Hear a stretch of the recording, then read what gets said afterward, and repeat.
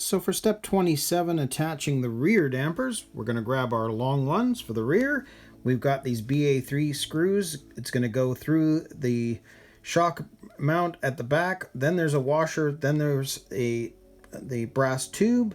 And then we've got the lock nut on that side, and that's at the top. And then for the bottom, we're just snapping this onto the ball connector.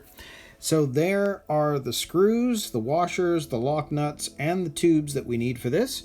So I'll set this up and we'll put the rear dampers on.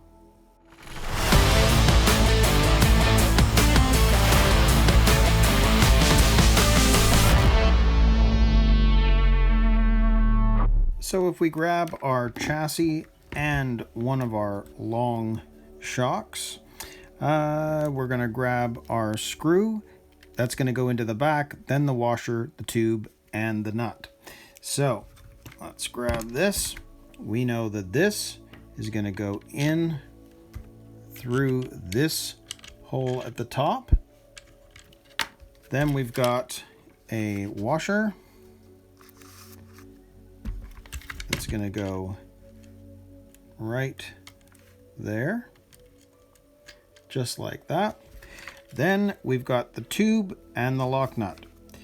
So grab this, grab our shock. I'm going to put the tube in place. Actually, let's just do it that way. Put the tube there, and we'll slide that over there, and we'll use our lock nut.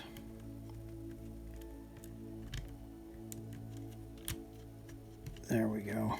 And we're going to use our box wrench. And I'm also going to use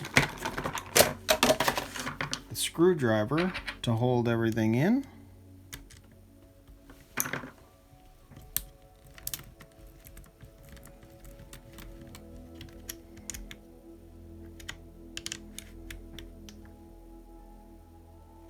There we go. Lock nuts in place. And then at the bottom, we're going to need to just snap that on with the pliers. So if we take this, bend this back, I'm going to do it this way, grab the pliers,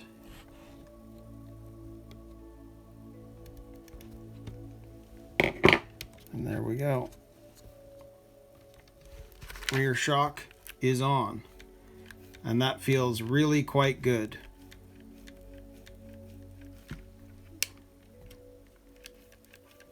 So, same thing again on the other side. So we're going to put our screw through the top. We're going to put our washer on that side. I'm going to grab our tube, put that on just like that. Grab one of our long shocks, slide that over top. Grab our lock nut.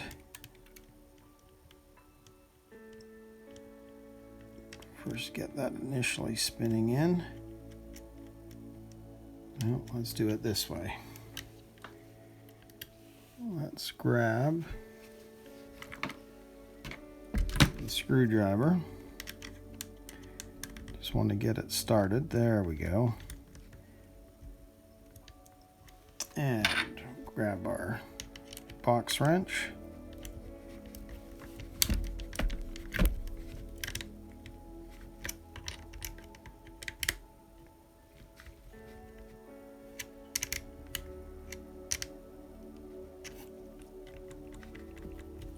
I think we've got it. Yep, so there it is. And now all that we've got left to do is we need to put on the connector at the bottom onto our shock. So we hold this up. I'll do it this way. Let's put that there. I'm going to do it from the side so I can grab the ball connector and the ball, snap it on, and there we go. There is our other rear shock. Awesome. And there's actually quite a bit of suspension travel with this too, but it feels really, really nice. Awesome. So there are our rear shocks installed on our Bigwig. So that means that step 27 is complete. So we're going to move on to step 28 and install the front shocks. So for step 28, attaching the front dampers, well, you can see that we're going to use this BD1 screw. It goes through the tube into the shock, then a washer, then the lock nut once again. We'll do that for the other side as well. And then at the bottom, we're using these screw pins to go through the bottom suspension into the tube and then through the other side, and then we'll screw that down tight, which will be fairly simple to do, I think. So there are the hardware pieces we need. We've got our screws, we've got the screw pins, we've got the washers, we've got the flange nuts, we've got the tubes. So I'll set this up and we'll put these shocks on. So let's work on this one first. So we can see that we need to grab a screw. We need to grab one of the tubes. That's then going to go through on the other side of the shock. It will go through in a washer. So we'll slide that through all the way into there. We're going to grab a washer, put that on top like that. And now that's going to go inside there. And a lock nut will be on the other side. So if we get this started here, screw that down all the way. That's in nice and tight. So then what do we do at the bottom? It is essentially just a tube and a screw pin. So the screw pin, or I should say the tube, is going to need to go through the shock, and then we're going to need to put that into here, hold that in place so that I can get the screw pin in and through.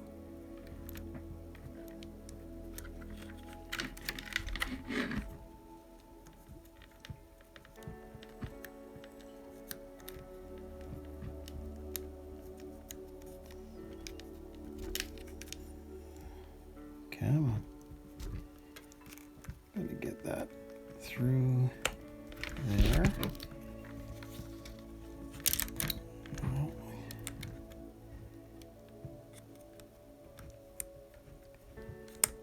There we go. Now I'm going to get that screw pin to go through.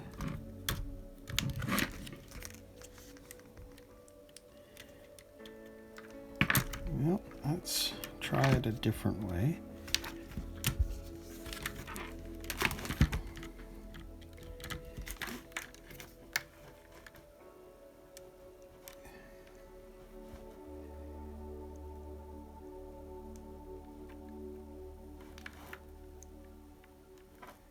Just need it to stay in place so I can get it into there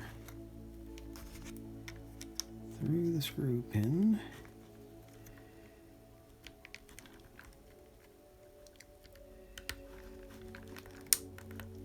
I think we've got it now. Yes, I think so. Okay. Now we can screw this into place. And it can just go all the way, and you'll know because once that screw pin gets to the end, it's done. So there we go. There is one of our shocks in place, and that feels really, really smooth. Nice. So same thing on the other side. We're going to grab our screw. We're going to grab our tube. So we've got to put this through there, make sure that the tube is through there, then grab our washer, which is going to go on that side, just like that. That's going to go through into there and then screwed into this flange nut, just like that. And we can do this by holding it there and tightening it up. And again, you'll know when you get to the end. So that part is done. So now we've got the one last tube, and hopefully this side will be a little easier. And we've got to get that into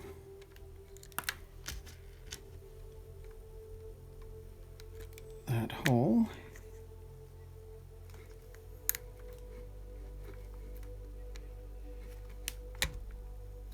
think we've got it in place. Well, let's do it this way. I'm going to hold it that way and get the screw pin going from this side.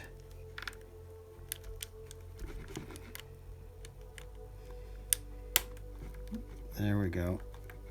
Yes, got that in. So now we'll take the screwdriver. Actually, I'll hold it up.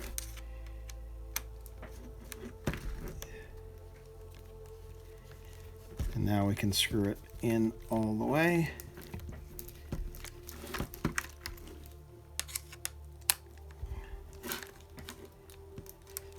In fact, I'm going to do it this way, which might be easier to hold if I do it this way.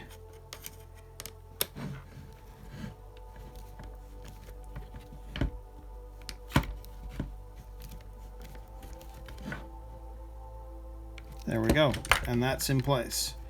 So again, that side feels really, really good. So both of them feel nice and smooth.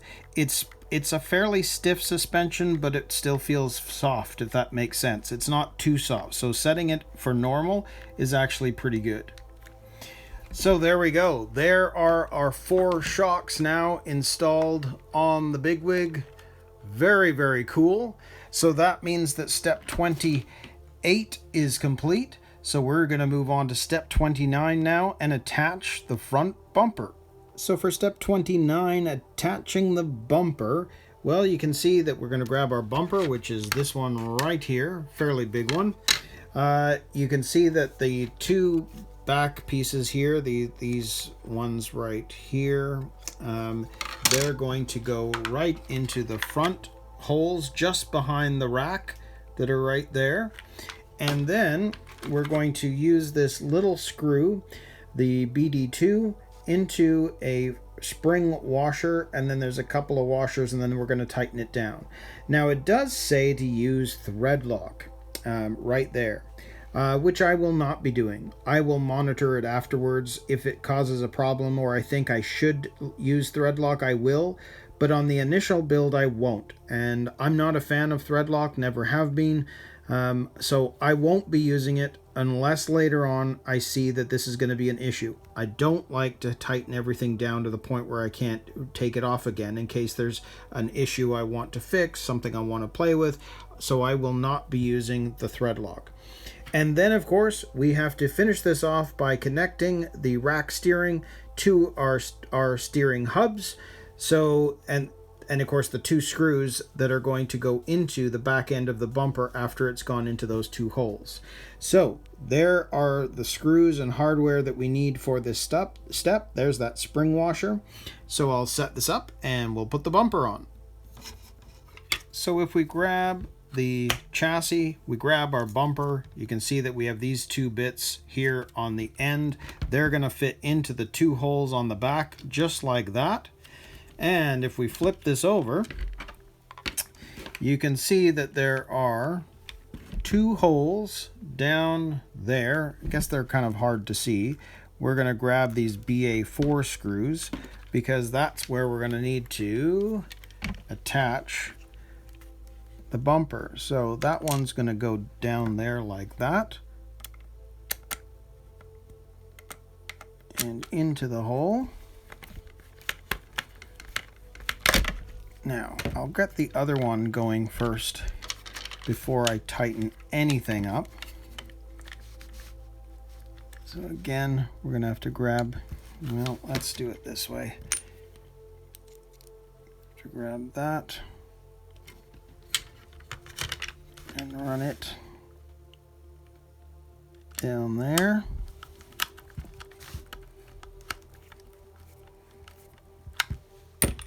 So you can see the 2 screws down there on either side. Now they are going to have to be tightened up, and I think I'll tighten this one up just a bit more now that I kind of have it in place.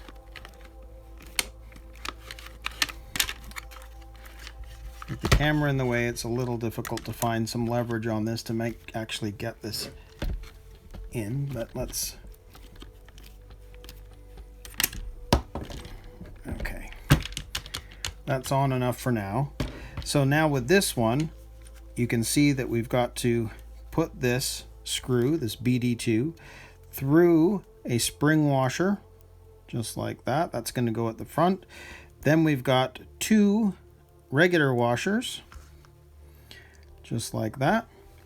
And then on the front, this is going to go in down there, and we're going to screw that into place.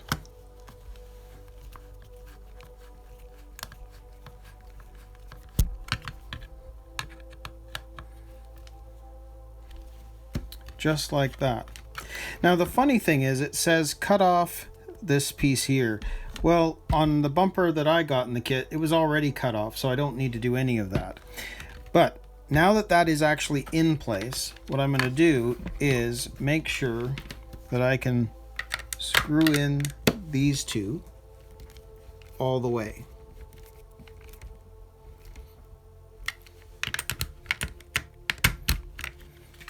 I'll have to turn this around.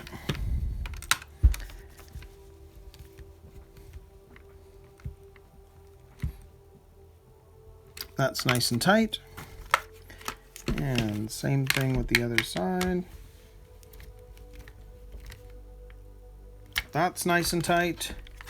So now on the back side here, I'm just going to tighten this up all the way.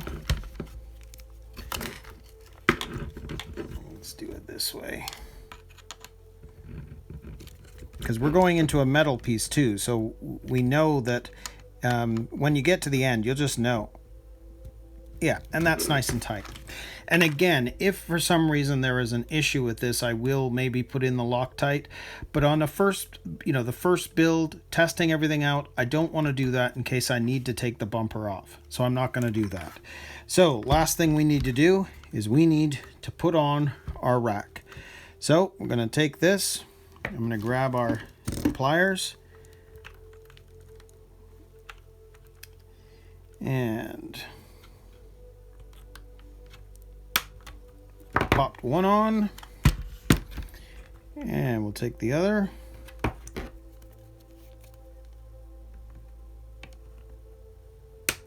And we've popped the other one on. So very, very cool. Now I don't know if I can, well, I can sort of move it. Harder to do just because of that rack, but very cool. Love this whole boot system. Seems like it's going to, keep out a lot of the dirt and debris. So that's very, very cool. So there we go. There is our front end on, our bumper, our steering. The rack is complete. So there we go. There is our BIGWIG chassis. Other than the wheels, pretty much complete. Very, very cool. So that means that step 29 is complete. So we're going to move on to step 30 and work on the wheels.